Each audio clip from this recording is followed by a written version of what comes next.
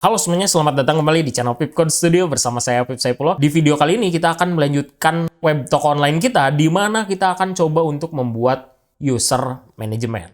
Nah, jadi kalau sebelumnya kita mengelola user, mengubah role-nya, itu masih melalui database, kita akan coba untuk bikin menunya melalui admin panel. Nah, gimana kalau kita coba untuk jalankan dulu project-nya? Jadi kita masuk sekarang ya, login menggunakan akun yang sudah punya role admin. Oke, kita sudah masuk, kemudian kita coba masuk ke /admin. Nah, di sini kan sudah ada dashboard dan produk. Mungkin kita tambahkan lagi di bagian pages, masuk ke dashboard admin, view. Nah, masuk ke admin layout ya. Dan di sini kita bisa tambahkan yaitu users. Kemudian di sini juga sama, mungkin kita berikan untuk /users. Dan untuk ikonnya kita cari di box icon. Kita cari kalau nggak salah namanya group. Nah, ini dia ya. Group, mungkin saya bisa pilih yang ini. Nah, untuk kelasnya namanya BXS Group. Oke, tinggal kita coba buka. Nah, sudah ada user. Kalau kita masuk, admin user page. Oke, ternyata sudah ada kalau untuk page-nya.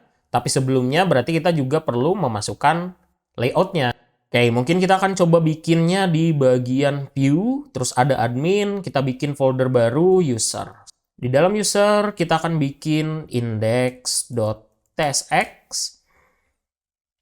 Mungkin di sini saya akan bikin cons. Kemudian di sini users admin view gitu ya. Sebuah function return, kita return div dulu. Lalu di dalamnya ada div lagi, misalnya di sini admin user page. Dan tinggal kita return users admin view. Oh, sorry, ini bukan return tapi export default user admin view. Dan ini mungkin saya akan bungkus ke dalam admin layout. Kemudian kita panggil di bagian user. Nah, ini mungkin saya akan ubah langsung jadi users admin view. Ini bisa gunakan self closing tag, tinggal kita berikan importnya dan selesai. Oke, sudah ada. Kemudian saya akan cek ya, saya akan inspect dulu. Kalau kita lihat di sini kan ada sidebar. Nah, kemudian kalau kita lihat ini ke bawah nih ya, admin user page-nya ada di bawah. Ini perlu kita perbaiki, berarti di bagian layout ya, untuk admin ini perlu kita bikin flags. Jadi di sini .admin display-nya flags. Nah, dia jadi ke samping ya untuk bagian admin user page-nya. Mungkin di sini saya akan tambahkan div ya, lalu saya beri kelas name. Di sini style dot admin underscore main. Yang main ini saya berikan width 100%. Nah, ya jadi dia akan mengisi semua bagian yang masih kosong. Oke ya, mungkin di sini saya akan ubah untuk bagian tampilannya. Di sini mungkin saya ubahnya yang ini jadi H1. Ini saya berikan user management. Oke, sudah ada ya. Lalu mungkin saya akan tambahkan di main-nya untuk admin layout. Ini padding ya. Kita lihat kalau 20 pixel, oke masih terlalu kecil sepertinya. Saya akan tambahkan jadi 40 pixel. Oke, kiri kanannya saya tambah jadi 60 pixel. Nah, ini mungkin sudah lumayan cukup ya. Tinggal saya balik ke user, kemudian di sini saya akan bikin dalam bentuk table ya. Jadi mungkin di sini table, lalu di dalamnya ada tr dan ada tag head ya. Nah, ini ada full name, email, phone dan role ya. Juga mungkin action. Dan mungkin saya tambahkan satu lagi di sini buat number nanti ya. Oke, nah ini sudah ada. Kemudian saya akan ambil untuk datanya sekarang. Ngambil datanya dari mana? Dari dalam database. Berarti kita perlu API baru. Nah, di sini sudah ada user ya. Nah, tapi sebelumnya kita pakai hanya untuk register aja. Gimana kalau kita coba untuk bikin index.tsx, kita import type next API request dan next API response dari next, kemudian tinggal export default asynchronous function handler yang mana dia akan menerima dua buah parameter, yaitu request yang tipenya adalah next API request dan REST yang tipenya adalah next API response. Saya akan coba gunakan if. Kita akan ngeceknya adalah rec.method itu sama dengan get, maka kita akan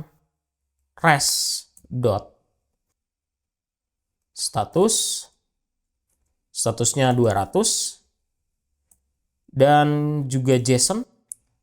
Di dalamnya mungkin ada status true, status code 200 dan juga message success ya. Nanti kita belakangan untuk ngambil datanya. Kita coba dulu buka localhost 3000/API/user. Nah, ini ya sudah ada. Kalau kita lihat ada statusnya dan juga message-nya ya. Oke, kita tinggal sekarang bikin di dalam service sebuah folder, yaitu adalah user. Oke, mungkin kita bisa bikin di dalamnya index.tsx ya. Index.tsx. Ini sebenarnya hampir sama dengan out service ya, jadi kita bisa tiru. Mungkin juga bisa kita langsung copy aja. Instance. Yang register account ini akan saya hapus dulu. Nah, instance diimport dari lib axios instance, lalu di sini saya ubah jadi user services. Yang ini juga sama. User services. Mungkin di sini saya tulis get all users. Tinggal saya arahkan, ya, jalankan function, yaitu instant.get/API/user. Nah, di dalam sini saya akan connect ke database. Tinggal saya const user sama dengan await retrieve data. Dia butuh collections, yaitu users. Oke, sebelum saya mungkin kirimkan datanya, saya akan console.log users dulu. Tinggal saya refresh. Oke, nah ini muncul ya. Semua usernya sekarang sudah terambil. Ini tinggal saya kirimkan. Di sini tambahkan data. Datanya berupa users.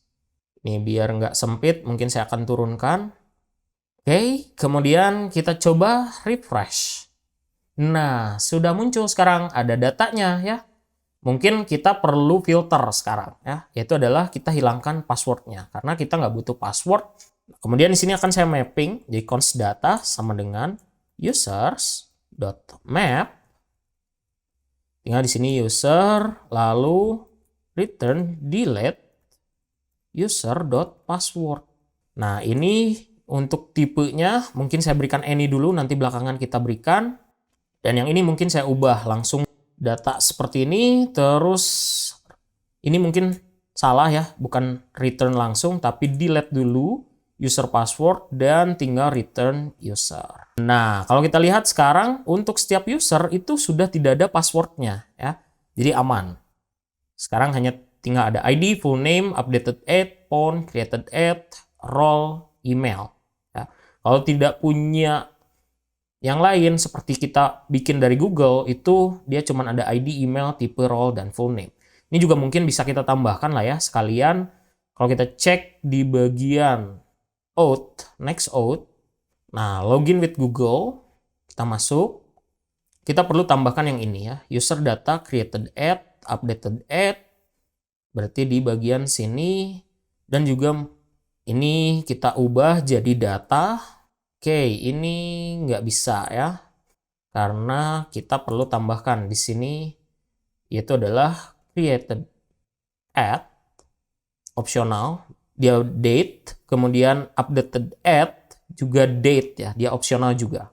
Oke, sudah, dan juga mungkin ini kalau nanti butuh ya, kita masukkan juga password tapi kosong. Oke, dan mungkin di sini saya tambahkan satu lagi, itu adalah password opsional, dia berupa string.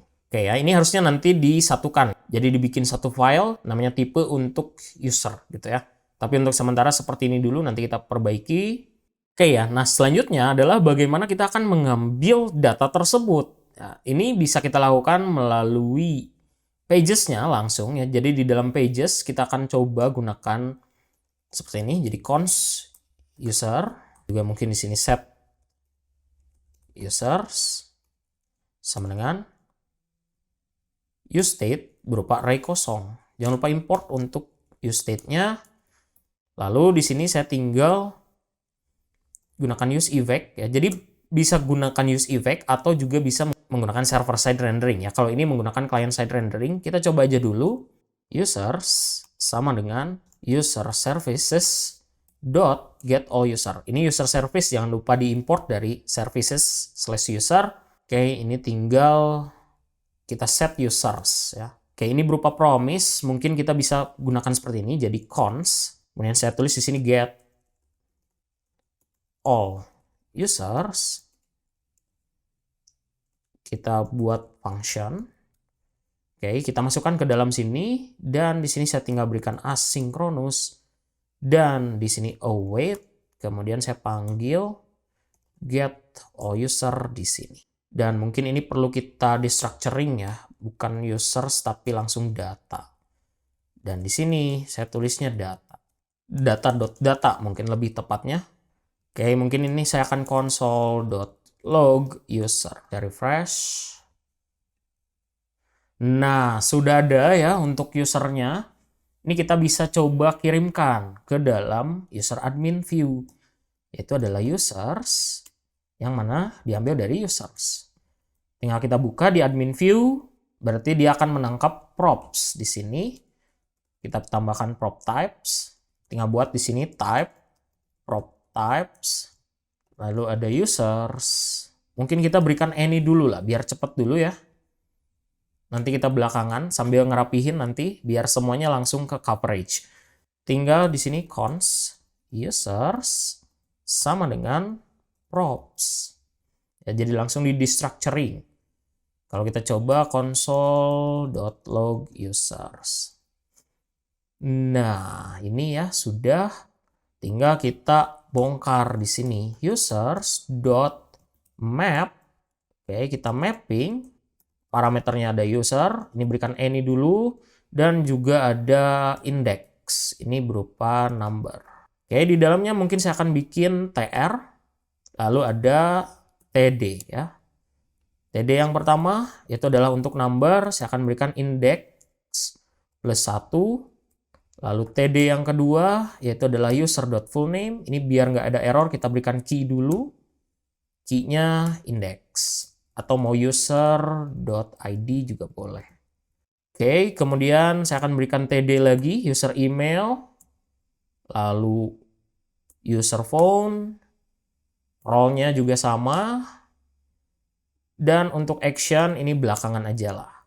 Kita kosongkan, mungkin kalau mau siapkan button, ini jangan lupa import buttonnya, mungkin di sini saya akan bikin update ya. Nah, sudah ada update dan delete. Oke, nah ini button butuh type. Type-nya sudah button. Yang ini juga sama. Oke, sudah action-nya. Nah, terus juga datanya juga sudah terrender. Ini sesuai dengan data yang ada di dalam database. Tapi tampilannya masih berantakan nih. Mungkin kita akan coba untuk bikin dia jadi responsif ya. Saya akan bikin file baru di sini users.module.scss. Oke, saya tambahkan mungkin ini dulu ya, class name. Ini styles.users misal. Ini jangan lupa diimport. Import styles from user module SCSS. Lalu mungkin saya berikan di sini class name. Untuk table-nya, user table, Oke, kemudian kita akan coba berikan di sini .users, lalu mungkin tadi table ya. Di dalam table saya akan bikin tabelnya width-nya 100%, lalu mungkin border spacing 0, lalu border collapse, dan saya akan berikan border 1 pixel solid hashtag DDD misalnya. Ini nanti warna juga akan kita perbaiki ya. Yang di dalamnya ada TH, mungkin saya akan berikan text align left padding 8 pixel. Ini bukan TH aja tapi sama TD juga. Oke, nah ini sudah ada ya, sudah terlihat. Oke, dan mungkin saya akan tambahkan di sini TR.2 NTH child event. Background color hashtag F2. Oke, nah kalau ganjil warnanya putih, kalau genap warnanya abu-abu. Oke, mungkin saya akan berikan di sini T-head, lalu TR, ya, jadi TR yang ada di dalam T-head, saya akan berikan background color sama ya. Oke ya, jadi ada warnanya sekarang. Oke ya, kemudian yang bagian action, itu akan saya bikin dia jadi flex ya. Ini bisa nggak kalau kita coba tambahin di sini? Oh, jadi ke bawah ya. Oke, mungkin ini saya akan tambahkannya gini aja. Ini kita ubah jadi div aja. Lalu di sini kita berikan class name style table action. Di dalam sini saya akan berikan action display flex. Nah, ya jadi lebih rapi. Saya berikan gap 10 pixel. Nah, ya. Oke, untuk tabelnya sudah, mungkin saya akan tambahkan sedikit lagi, yaitu adalah margin ya. Margin top 20 pixel. Oke, mungkin saya tambah lagi jadi 40. Nah, ya. Jadi jauh lebih rapi ya untuk table sekarang. Kalau ukuran layarnya mengecil, kita lihat. Nah, dia juga sudah responsif ya. Oke, jadi itu ya mungkin untuk video kali ini. Kita akan coba untuk jalankan fitur update dan juga delete-nya itu di video berikutnya. Untuk itu jangan lupa untuk subscribe, comment, like, dan share video ini. Kita ketemu lagi di video berikutnya.